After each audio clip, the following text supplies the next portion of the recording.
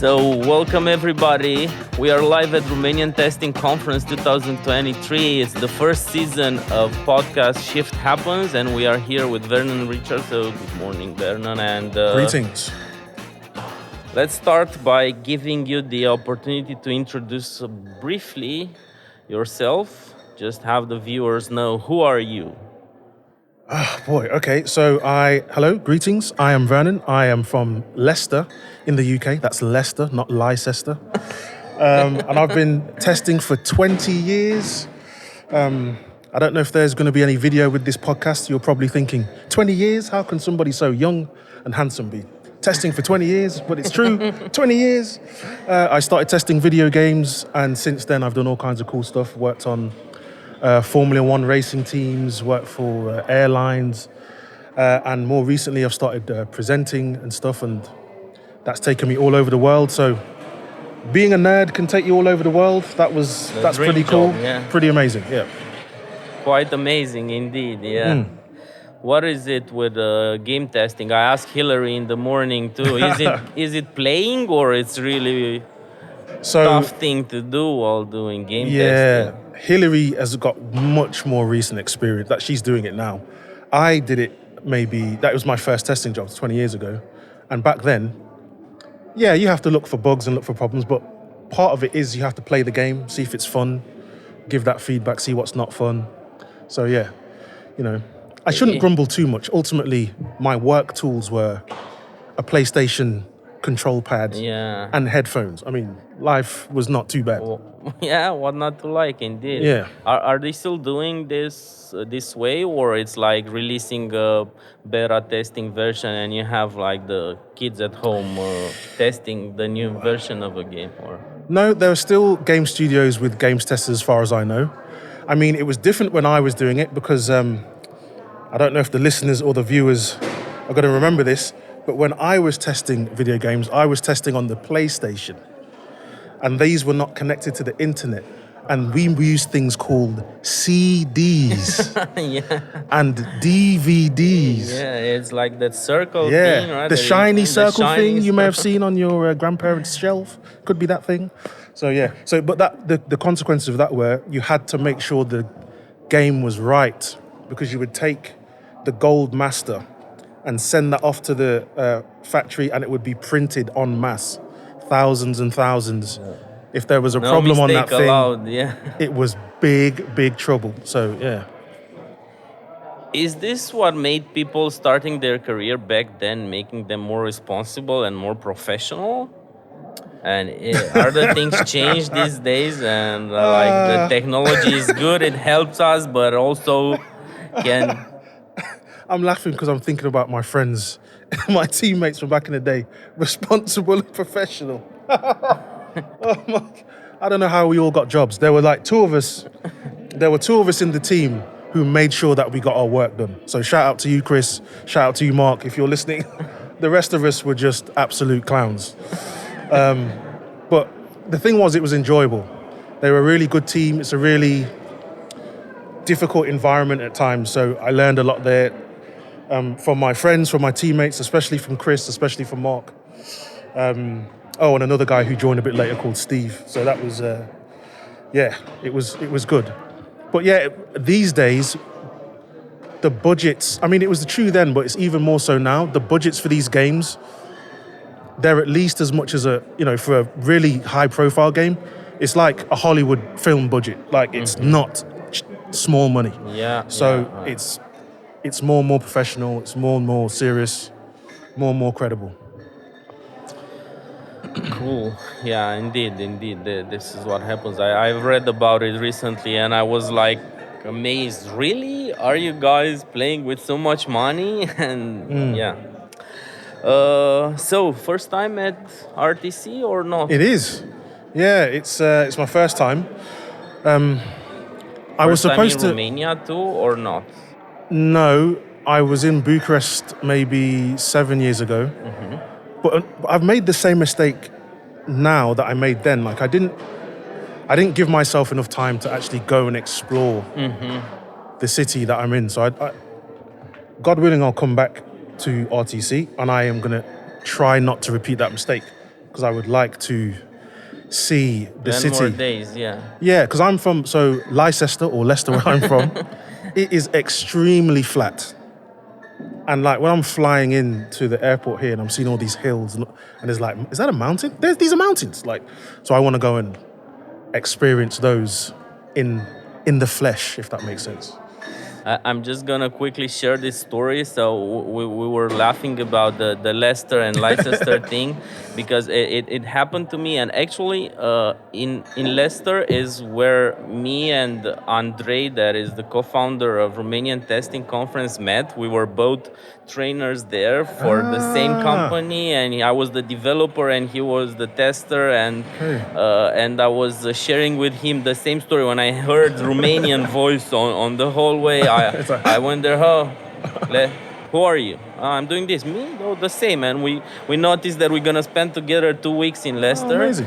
And actually, this was my first interaction. Yeah, like I was searching for a bus to go to Leicester, and yeah, and the driver said, no, friend, you're going to Leicester." But yeah, I ended up there.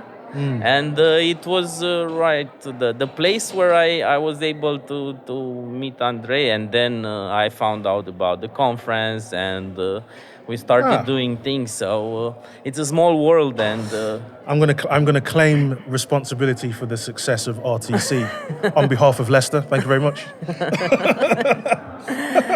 yeah.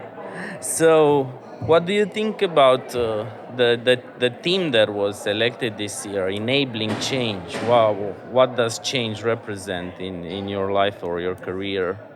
Was it something that you felt that you connected instantly, or? Yeah, oh yeah, absolutely. I think the role of testers. I mentioned it a little bit in my keynote. I think that's pretty much the job, because usually, so when you start off, yes, you're pretty much focused on the product or service that's in front of you, and I'm just going to look for some bugs in that thing. But you soon start to. There's this phrase that I heard, or a similar phrase. It's experience is the measure of your time horizon. Yeah.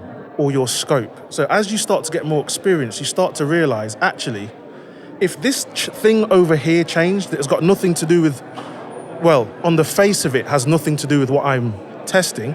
If I change that, my testing gets easier. So for example, it's like if I can be involved in the discussion about why we're building what we're building, then I can start to influence how we test it, because testing it is part of building it.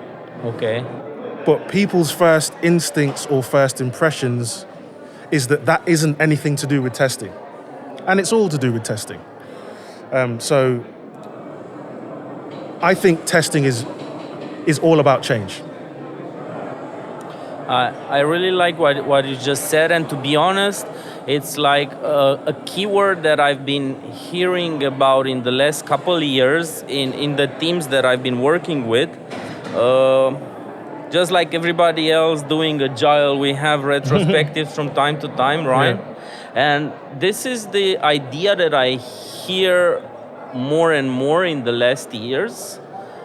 Why are we doing this? Or give us some insights about the product. How will the product change? And it comes from both developers and testers. They all want to know what will be the roadmap. They all want to know why we're building, what is the purpose of the product, because they want to find the purpose of their work ultimately, right? Yeah, exactly. And it helps you make decisions about how you work, what you're going to do, what you're not going to do, what kind of budget do I have available, like what is this thing that we're building, what's it worth? So is it, because there are some things that we build. So for example, at one point in my career, I was working at a Formula One race team, and I was on the side of the business that was involved in racing the car.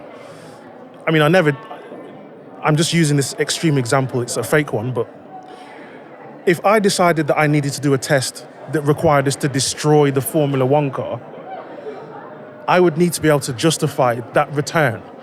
Like, okay, we could destroy this fantastically expensive thing, but what do we get in return? right? And the more we know about why we're doing it, what's the value of this thing that we're building to the business, Yeah. that informs everything that we do after it. But if we don't know any of that information, then the suggestions I make could be completely ridiculous and unreasonable to the business. But how can you get people get into this mindset? Because sometimes you can hear tech guys saying, "I don't care about this stuff, budgets or meaning or product development. This is the other side of the team responsibility." Is it joining communities where these ideas are being shared? Is this conferences? Is it reading more books? Where do you get the insights to adhere to this mindset? Or what worked for you? I don't know. Well, for me, everything comes down to like, what problem are you trying to solve? So there are people on teams who are absolutely fine not worrying about this stuff. Okay. Then that's not a problem for them, or at least not an immediate problem that they're aware of. So it's like, okay, I get it. If you're not interested in it, you're not interested in it. And also not a problem for the team or the organization in the end. Yeah, maybe they're doing just fine as they are, and it's like, well, okay. But if you share the opportunity and people get excited about it, or if it's a problem that they're facing, then maybe they'll be interested. And then you can have a discussion and figure things out and experiment and see what works, see what doesn't. Okay. I've been stalking your LinkedIn page and Oh, it was you. I thought you looked familiar. Yeah. Police. And the headline says, assisting delivery teams in understanding the connection between quality and testing to enhance product. Yes. So somehow it is connected to what we were discussing, or are there any other changes that individuals need to make in order to understand this connection between quality and testing? I mean,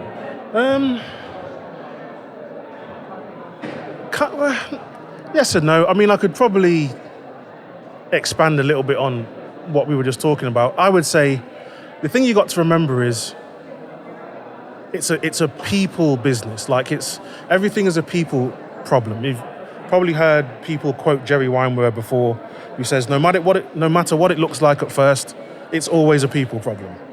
And so, we're building a product or a service for a group of humans to do something with. And the more you can understand that group of humans, the better that you can serve them with your product or your service. And that includes the people building that product or service. They're also, this is going to get a bit meta, but the people building the product or service is also an audience for somebody. yeah. They indeed. also have customers. They also have people that they have expectations from. So when I'm in a quality role or a testing role, the more I can understand my team and my teammates, the better that I can help them succeed. And then everybody wins. That's the goal. What I'm wondering is if the people, the human intelligence that gave birth to the artificial intelligence that AI people. yeah, are they thinking about the people too and the humans when they are building those products, or is something else like having a tool that is more productive than a human, or having a tool that can my budget look better in the end, or Well, I am not an expert on anthropology or human history or AI, so take everything I'm saying with all the salt. But I would say it's very, very normal for humans to make tools. Like, that's what we do throughout the course of history. And so AI is yet another tool. So the fact that we've made it just in and of itself is pretty normal. I think what people are worried about is what's the impact of the tool. Now, when it comes to tech, what you'll find is, or there's this idea that tech is usually built by a certain group of people from a certain part of the world. And what that means is they're building it for themselves, and they are, let's say, unaware of the rest of the world who may also use that product. So I am from the UK. So a good example could be if I was going to build an app like, I don't know, Twitter, and I'm from the UK, how would the app be different if it was built by a team of people from Romania? Or how would the app be different if it was built by a team of people from Nigeria or Japan or Antarctica or Brazil? You know, it would be different because those cultures are different and they value different things. There is some overlap and there is some difference. And so I think that's what people get worried about. It's like, okay, this AI tool is really different and it's been built by people who have biases because every human has biases and blind spots. So how is that going to impact the use of the tool? And how is that going to help some people and how is it going to hinder some other people? And if you're from a group of people who feel largely ignored, you might be worried about that. Yeah.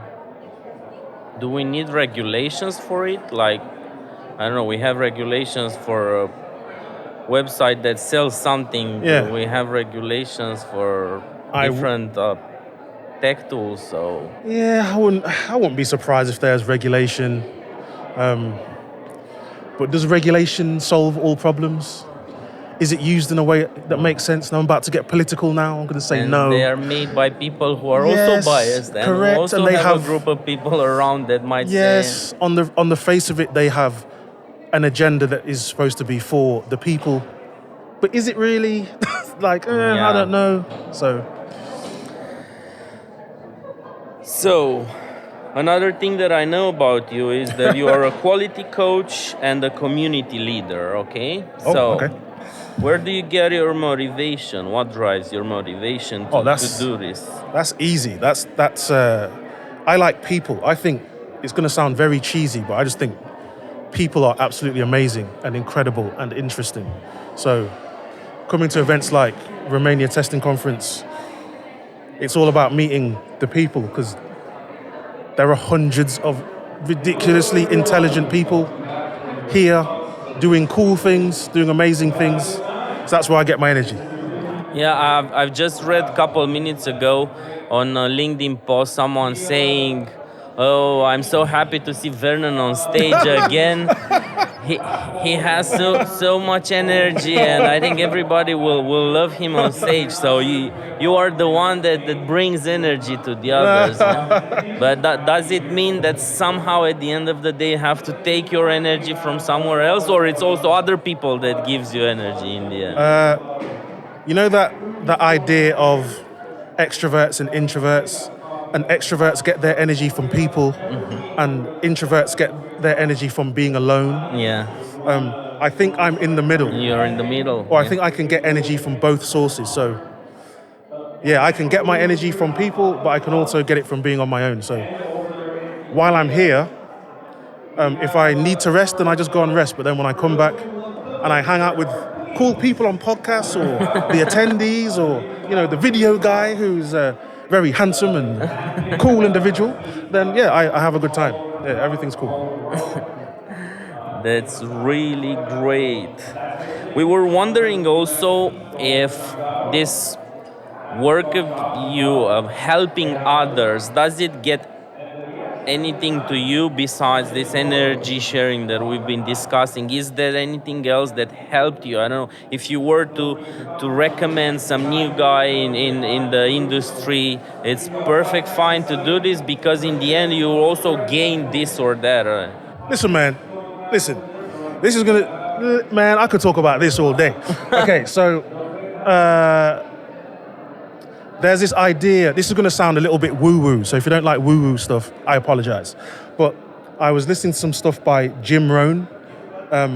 If you've heard of Tony Robbins, the motivational speaker, quote unquote, Tim Robbins learned a lot of what he knows from Jim Rohn. Okay. So Jim Rohn has this concept of enlightened self-interest. And what that is, it's related to another quote actually by a guy called Zig Ziglar. Sickest name ever. I think he's also passed away. Zig Ziglar. It's almost fake. It's ridiculous. Anyway, Zig Ziglar has this quote where it's like, you can have anything that you want. No, excuse me, let's start again. If you help enough people get what they want, you can have anything that you want. So even if you were just looking at it from a selfish point of view, just help as many people as you can. Because guess what? The person that you help today, who has nothing, they might be I don't know, the owner of Amazon tomorrow. And they're going to remember you. They'll be like, oh my God, Vernon, you were so helpful to me. What can I do for you? And I'll be like, I'd like $10 million, please, every day. No, you could, but they will look to help. And so even if you're just looking at it from a very selfish point of view, it's worth doing. Now, the other upside of helping people that I get is that it just feels good to help people do cool stuff. And again, sounds cheesy, but genuinely, I am not awesome because I was on the stage. If I am awesome, I was already awesome in the first place. And it's the same for the people in the crowd. They're not less awesome than me because they were not on the stage. They're just as awesome as me. People like Andre and other Andre have given people a platform to share how incredible they are with the world. And so they just need to get up on stage and just talk. And that's what I get excited about. Meeting I've already met some people here. I said, you need to be on stage talking about the stuff that you're talking about, because you are incredible and very interesting and very funny, and you've done some cool shit. And that's just fun, like seeing people like, oh, really? Do you think I could do that? It's like, yeah, absolutely. It's just fun. Totally agree with that. And I remember that throughout my career, it happened a lot to have like random interaction with people. And then after years, we meet and we build together something. We build a team together. We build a product together. Yeah. And then from that interaction, I meet somebody else. And then again, I meet with somebody else. And it's just keeping eye on this human relation that you can get in your professional life. Sometimes we tend to build like different team building activities inside the organization, which sometimes tend to become just parties with lots of booze in but the actual connection can happen while just having a walk in the park in the lunch break and having some talk about Absolutely. I don't know, common interests and oh my goodness. Listen, you would be surprised at the impact that you are having on people, and you've got no idea. Positively and negatively. Like, I've spoken to friends who, because of one offhand remark by a teacher, they thought they were incapable of learning a subject. Yeah. And that stayed with them for years until they ran into another person who was like, no, you can do this thing, and it helped them. And they realized, I had this within me all along. And it's the same for us, particularly in a professional context. We don't, to me anyway, it feels like we don't often get told the positive side. It's always, okay, we've solved this problem, let's go on to the next one. Oh, you didn't solve it that well, here's what you need to do better next time, blah, blah, blah. But like I said, everybody is already incredibly awesome. They just need to be told. And one offhand little remark can send people off into the stratosphere, and they just go and achieve incredible things. I've had people come and tell me stuff, and I'm like, I had a friend of mine told me that he moved out of the city, he bought himself a house with his wife for his kids, he was able to increase his salary by a ridiculous percent. And he said, it's all because I worked with you for 2 months. That's just. And I was like, wonderful. what the hell are you talking? Like, I'm not scared to admit that I nearly cried when he told me that, because I was like, wow. And that's the impact that you can have on people. But remember, you can have the reverse impact. You can also constrain and compress and suppress people. So there was an old TV show back in the day. I say old, see? Oh God, I'm so old. So it was like so in the early 2000s, there was this show called Heroes. And there were these two characters in it from Japan, and I can't remember the second guy's name. But the first guy was named Hero. And the show was about one day, these people just randomly woke up with superpowers. And this guy woke up with the power to teleport through time and space. And his best friend, whose name I can't remember, had absolutely no superpowers whatsoever. Until season 2, where somehow, because of the plot, he got superpowers. And his superpower was to amplify everybody else's superpowers. And that's what I'm trying to do. When I'm coaching or when I'm working with people, that's all I care about. I don't make them awesome. They already showed up with the ability to teleport, the ability to test APIs, the ability to work on AI, the ability to work on quantum computers, the ability to teach people playwright. I didn't teach them any of that, but I am here to amplify what they're doing. And so that's what I like doing. We need to have more people like you doing this. Yeah, it's. Couple of weeks ago, I was listening to a podcast, and the guy was there in front of hundreds of people. It was video inside a big room or something, and at the end, he was telling to the crowd something like, which also made me burst into tears. Oh, man. He said something like, "If you loved anything that I said today, don't give me the applause, because if that happened." Just like when you look at a painting and you love that painting, it's what you see inside you that makes you love the painting. The same, you hear me saying something. If you like what you heard, it means there's something inside you wow. that made you like that thing that I just mentioned. And don't give me the applause. Just run to your home and start thinking about the idea and make it roll and Oh, make my it goodness. yourself and Yes. do everything that you can. Yes. Go on that path. Oh man, yeah, definitely. I love that. That is awesome. That is cool. I remember that one. was really cool. That's beautiful, man. To hear that. But meanwhile, we are still living post-pandemic. We are still living digitalizing Yep.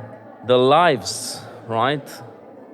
We are building our digital avatars and digital homes and digital workspaces. And how is this working for you? Do you think that is human skill development is somehow clashing with the digital transformation that happens around us? Nah, not really. I've been I worked at a place right in the middle of the pandemic, actually, where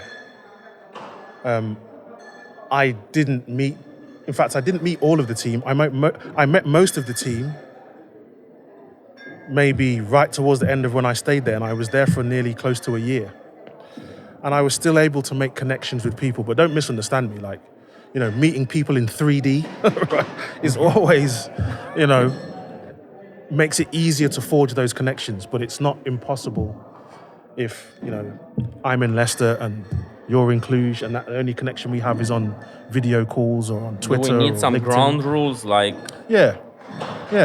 open camera and Maybe see not each even. other? But yeah, I mean, there are reasons why people may not have their camera on, which are not related to, people. A lot of the time, it's easy to assume they're being a douchebag, but maybe they are embarrassed about where they live, or maybe there is commotion in their house that they don't want to share with their teammates. And so it's actually, I want to keep my camera off because it just makes it's just one less thing for me to worry about or stress about. So, not everyone's like me. So when the pandemic started, I was living in a home where the wallpaper, I think it was from the 50s. and you could tell. So, but me being me, I was just like, I don't care. I'm just gonna make a joke out of it and make it fun and stuff, and But not everybody wants to do that, and that's completely legit. But yeah, you do need to establish some ground rules. Well, you don't need the eye contact in order to connect with someone. It's the things you do. Don't misunderstand me. It absolutely helps. But if you can't, then you just have to find your ways. Pivot. Find a way around it. Shift on the path that works for that small group or There were a lot of powerful ideas that you you brought on the table today, and I'm sure that everybody will enjoy our discussion. Cool. Is there anything that I didn't ask you and you want to add, or some closing message to our viewers? You didn't ask me how I maintain such a handsome face and beautiful skincare routine. No, I'm kidding. You asked all the questions. It was absolutely fantastic.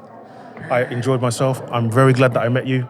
I hope Yeah. I have not wrecked the show or brought down the vibes. So Quite the yeah, opposite, and yeah, I'm really